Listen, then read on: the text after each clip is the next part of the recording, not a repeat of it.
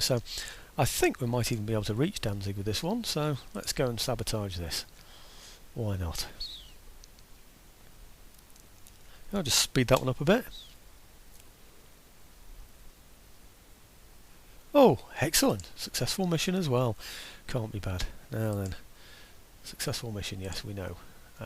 Agent recruited. Which one's that? Is that this one? I think we've already looked at this one. I think yes, we have already looked at that one. These darkened out, means that we've already looked at them. Path blocked, I'm sure I dealt with that one as well. That's greyed out. Jewel lost, yes, we know about that one.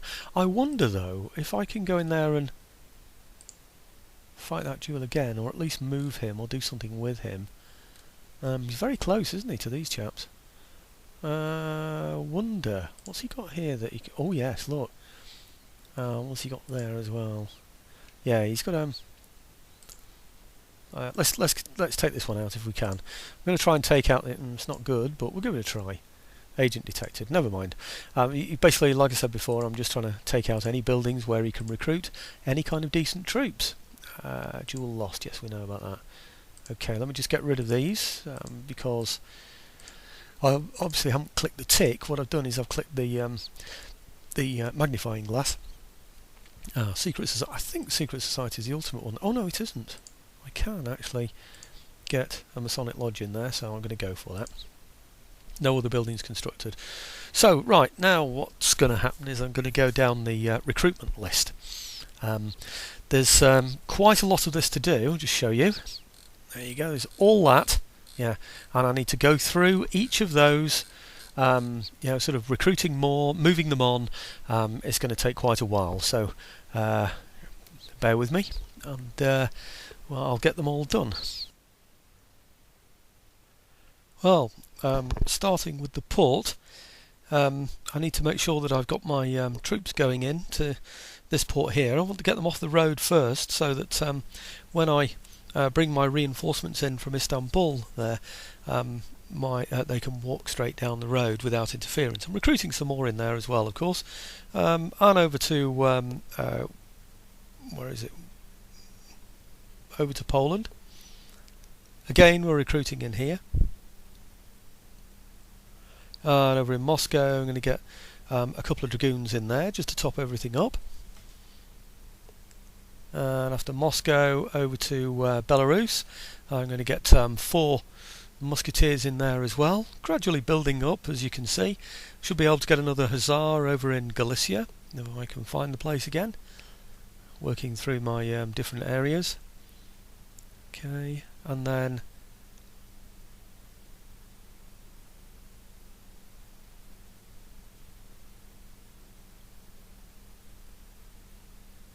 over in Ingria.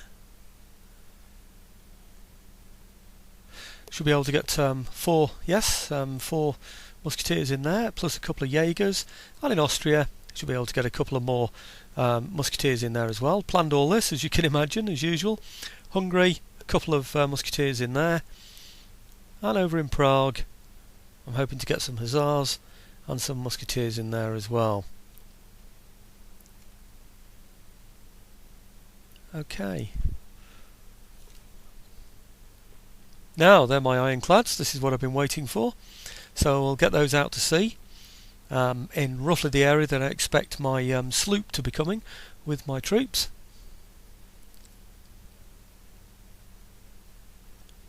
Okay, and I should now be able to complete the troop build-up from Istanbul. I don't want the Opachenia, of course. I'm leaving those in there as a kind of defence of Istanbul because it's a good place to have, a good money spinner. Put those into there. Just back them up, with a few more recruits, just in case I need them in the future. That gives me a 19. Just add the general to it, just like another ingredient into the pot. And then I've got my complete army there. Now people have told me I'll need 2-3 stacks or whatever to take various things. I'm going to go with 1 somewhere. Don't quite know yet. It's been suggested Bordeaux.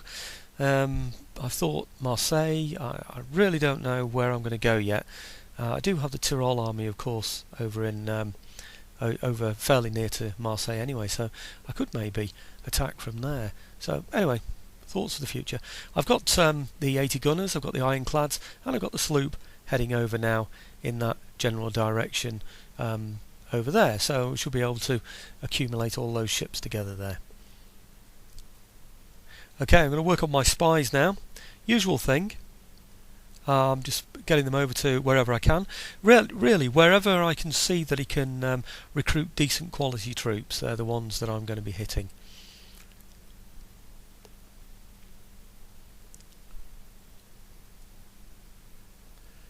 Also, what I need to do is to, well, yeah, of course, get reduce his generals there, and then move my armies nearer to Prussia as well.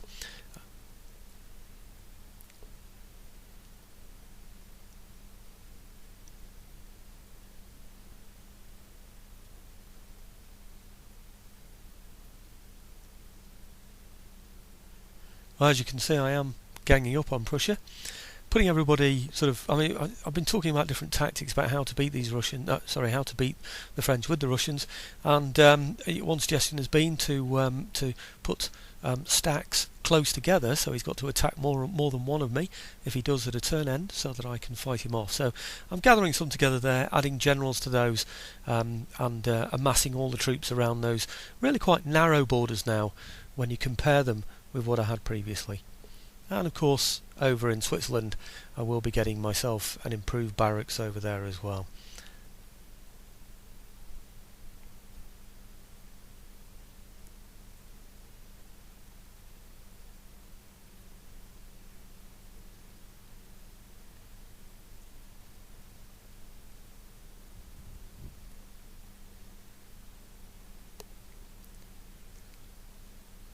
Okay, these are the troop build-ups. Like I say, I'm hoping to get 3 units across there. I know I won't cover completely that area. You see how the French can get all the way down there between those two rivers. I have before defended the bridges, and I still want to do that.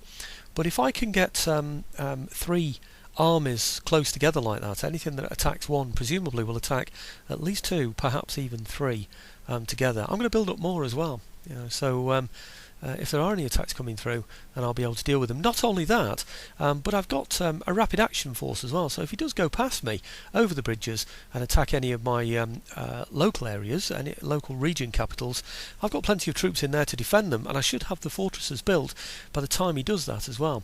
But those armies that you can see there, they should then be able to jump back and help out with any sieges in case he decides he can't assault them. So, usual problem with the minister, doing anything that I can to try and improve that one. The head minister doesn't really bother me that much. In fact, if I improve him and then one of the other ones goes sour, I might well swap the head minister for that one there. Okay, so anyway, let's end the turn, and that will take us over to early February 1810.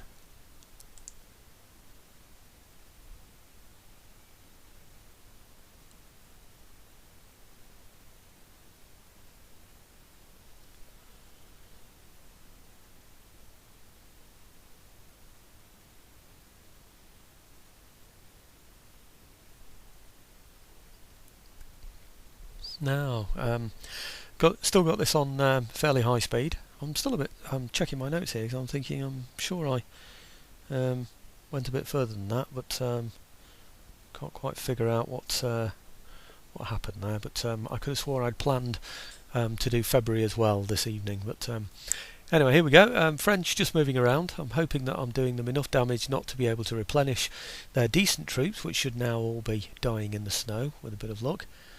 The same thing is happening to the Prussians, by the way. You know, day by day they're getting, fortnight by fortnight, isn't it? Really, they're getting less and less and less and less, until eventually I ought to be able to just, virtually walk into Prussia and say, "Come on, give it up, lads. I don't think you can manage it anymore." That's the plan, anyway. We're seeing various flags now of the French starting to flicker with the skull on them. That's nice to see. At first I was a bit disappointed because I thought, well, hang on, there's only one unit here that seems to be suffering from attrition, but there seems to be quite a few of them now, so that's good.